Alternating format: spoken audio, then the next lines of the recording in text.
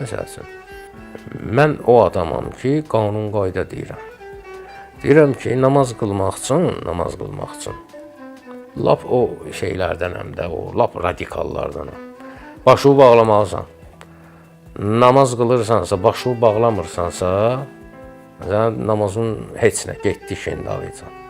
Bu biri tərəf deyir ki, orta yoldan gedir.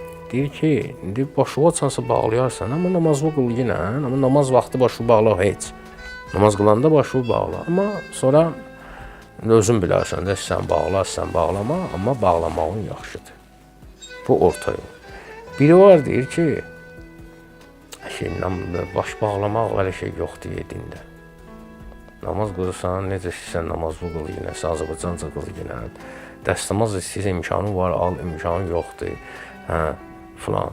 Və yəni qayıdıram birinciyə, radikala qayıdır, deyir ki, məsəl üçün, mütləq dırnaq olmamalıdır, dırnaq üstündə lak olmamalıdır, silməlisən, belə eləməlisən, onu eləməlisən.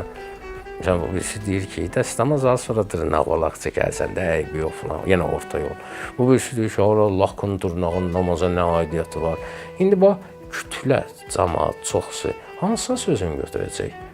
Bu birisinin üçüncü deyən ki, hələ fərqi nədir, biləyim təmiz olsun, namazı qıl, dua elə, bəs filan, rahat yolu seçir. O zaman ki, o bu ilahiyyatçıdır, rahat danışır da, mənə qadağalar qoymur.